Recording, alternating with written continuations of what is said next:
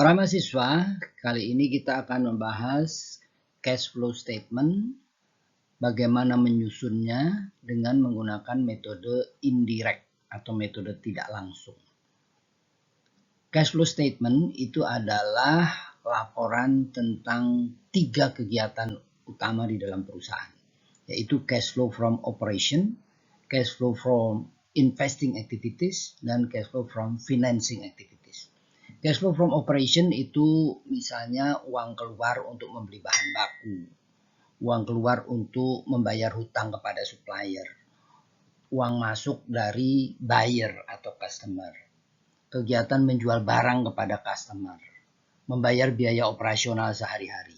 Jadi CFO atau cash flow from operation itu menggambarkan uang masuk, uang keluar untuk daily operation activities dari perusahaan.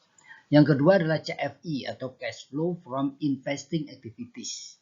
Itu adalah kegiatan perusahaan misalnya mengeluarkan uang untuk membeli tanah, mengeluarkan uang untuk membeli peralatan, ya, keluar uang untuk membeli saham perusahaan lain untuk tujuan jangka panjang.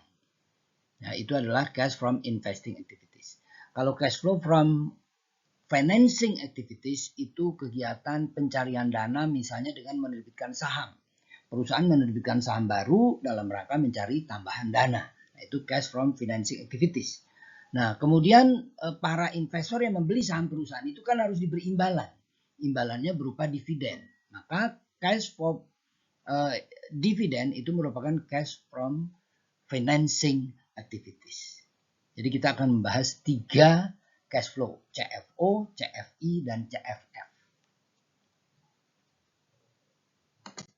Nah, kita diberi data laporan neraca atau laporan posisi keuangan 2 tanggal, yaitu 31 Desember 2024 atau awal 2025 dan 31 Desember 2025 atau akhir 2025. Nah, dengan 2 neraca ini kita harus bisa membuat laporan arus kas periode tahun 2025. Jadi 1 Januari 2025 sampai 31 Desember 2025 atau periode tahun 2025. Kenapa? Karena kita punya neraca awal 2025 atau 31 Desember 2024 dan akhir 2025 atau 31 Desember 2025. Oke. Nah, caranya bagaimana? Kita harus mencari selisih antara neraca akhir 2025 dengan awal 2025. Berikut ini adalah additional information, ya. Ini adalah additional information, yaitu informasi tambahan yang kita perlukan untuk menyusun arus kas. Jadi untuk menyusun cash flow statement tidak cukup hanya membandingkan 2 neraca saja. Jadi untuk menyusun cash flow statement tidak cukup hanya menggunakan 2 neraca saja. Kita memerlukan additional information. Nah, ini adalah 7 additional information yang diberikan kepada kita untuk bisa menyusun cash flow statement. Nah, seperti tadi saya katakan bahwa cara menyusun cash flow statement langkah pertamanya adalah membandingkan neraca awal tahun dengan neraca akhir tahun. Kita lihat nomor 1, kas di sini bertambah dari 150.000 menjadi 155.000 atau meningkat sebesar 5.000. Nah, peningkatan ini nanti kita gunakan untuk mencocokkan apakah kerjaan kita betul atau tidak. Ya, nanti cash flow statement yang kita hasilkan harus menunjukkan bahwa telah terjadi kenaikan kas sebesar 5.000. Kemudian di sini sudah saya beri 3 warna yaitu kuning, biru, dan hijau. Kuning itu adalah cash flow from operating activities. Biru adalah cash flow from investing activities, sedangkan hijau adalah cash flow from financing activities. Kita lihat di sini pertama kali ada account receivable. Account receivable itu naik dari 400.000 ke 450.000. Account receivable itu adalah piutang atau uang kita yang berada di tangan customer kita. Ya. Jadi awal tahun 2025 kita punya piutang 400.000 kepada customer kita. Akhir 2025 piutang kita kepada customer menjadi 450. Maka ini berarti ada uang keluar dari perusahaan kita kepada customer sebesar 50.000. Di sini ada 50.000. Ini adalah cash out from operating activities. Nah, kemudian inventory. Awal tahun 2025 itu ada inventory di gudang senilai 750.000. Akhir 2025 barang di gudang ada 770.000. Berarti ada peningkatan 20.000. Berarti ada cash out untuk membeli barang dagangan sebesar 220.000. Ini merupakan cash from operating activities, yaitu untuk membeli inventory.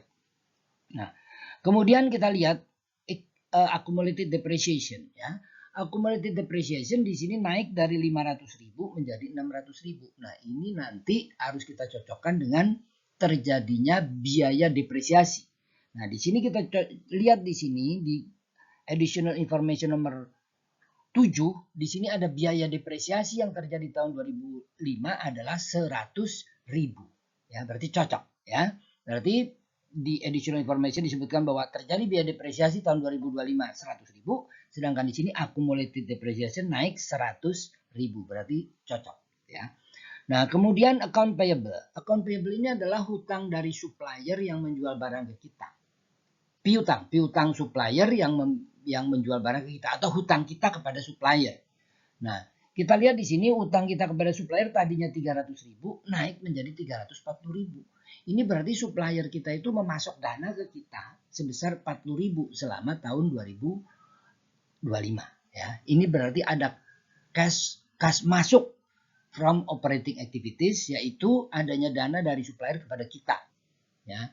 Tentunya ini bukan berupa dana, tapi berupa barang, ya, bahan baku misalnya yang kita beli dari supplier kita dan kita belum perlu membayar, ya, belum diharuskan untuk membayar, sehingga seolah-olah kita mendapat pinjaman dari supplier kepada kita.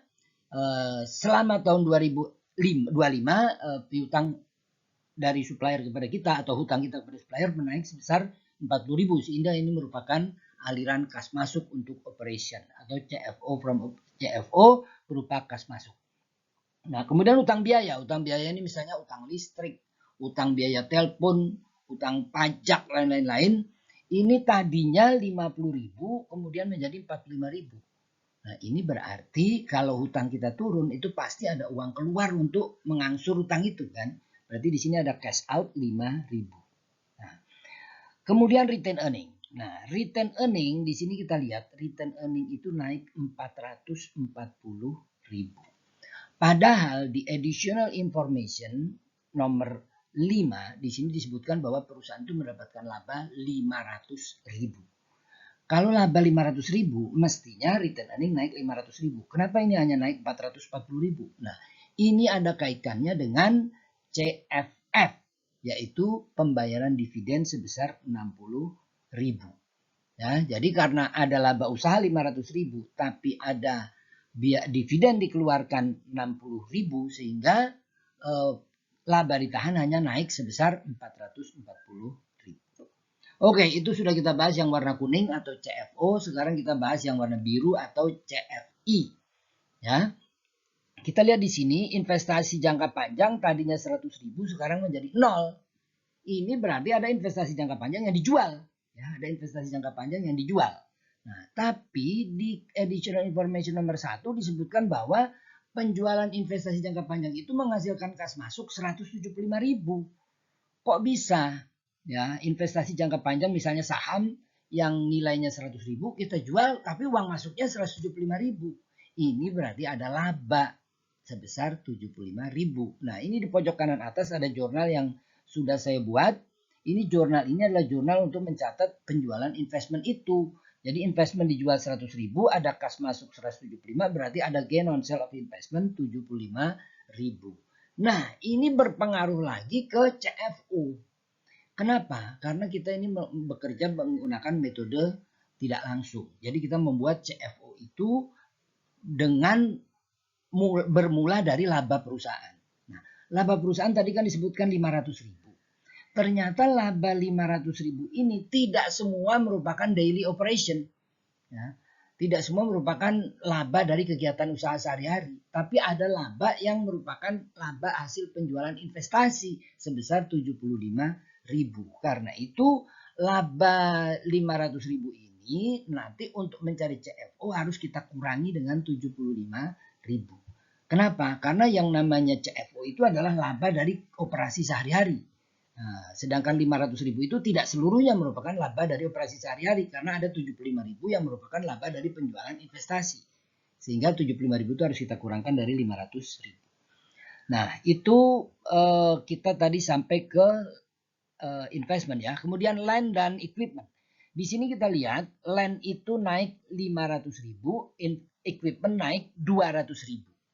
Nah, di additional information nomor 2 di sini disebutkan bahwa equipment dan land itu dibeli secara tunai. Nah, berarti kita bisa simpulkan ada uang keluar 500.000 untuk beli tanah dan ada uang keluar 200.000 untuk beli equipment. Oke? Nah, sekarang kita masuk ke yang hijau yaitu CFF ya. Kita lihat di sini yang hijau ini share capital naik dari 600.000 menjadi 700.000. Nah, di additional information itu di nomor 4 itu ada kalimat mengatakan bahwa ordinary share was issued for cash. Berarti penjualan saham sebesar 100.000 ini secara tunai. Jadi sahamnya dijual, ada uang masuk sebesar 100.000. Ini adalah cash flow from financing activities. Jadi perusahaan menjual saham dalam rangka kegiatan financing sehingga dia ada uang masuk 100.000. Oke, jadi itu CFF ya, cash flow from financing activities 100.000 dari penjualan saham. Kemudian kita lihat tadi laba ditahan ya. Laba ditahan tadi kan harusnya naik sebesar 440.000 ya, yaitu 500.000 dan 60.000. Nah, yang 60.000 ini adalah cash flow from financing activities, yaitu kegiatan untuk memberi imbalan kepada investor yang membeli saham kita. Ya, investor yang membeli saham kita itu kan kita menjual saham dalam rangka financing activities, dalam mencari sumber dana. Ya, kemudian dia harus dibeli imbalan berupa dividen. Jadi dividen juga merupakan financing activities. Nah, setelah membandingkan dua neraca dan additional information, kita bisa membuat cash flow statement. Ya. Cash flow statement terdiri dari 3 bagian. Yang pertama adalah CFO yang berwarna kuning. Ini dimulai dari net income. Ya, di additional information disebutkan bahwa net income-nya 500.000. Tapi dari 500.000 net income itu ada 75.000 yang bukan merupakan daily operation. Ingat, CFO 490.000 itu harus keseluruhnya menggambarkan cash flow dari kegiatan sehari-hari operasi perusahaan. Nah, sedangkan di sini ada 75.000 yang bukan merupakan kegiatan sehari-hari operasi perusahaan. Ya, jadi kalau kita dapat angka laba 500.000, padahal dari 500.000 itu ada 75.000 yang bukan merupakan kegiatan daily operation perusahaan, maka dia harus dikurangkan 75.000. Kemudian depreciation. Depreciation itu bukan merupakan kas keluar. Ya, bukan merupakan kas keluar. Karena itu laba yang 500.000 itu harus kita tambah dengan 100.000 ya. Karena laba itu kan merupakan kita anggap di sini laba merupakan cash flow from operation. Ya, laba itu kita anggap sebagai cash flow from operation. Padahal dari laba itu ada biaya-biaya yang bukan merupakan cash out, yaitu depresiasi. Karena itu angka 500.000 itu masih terlalu kecil.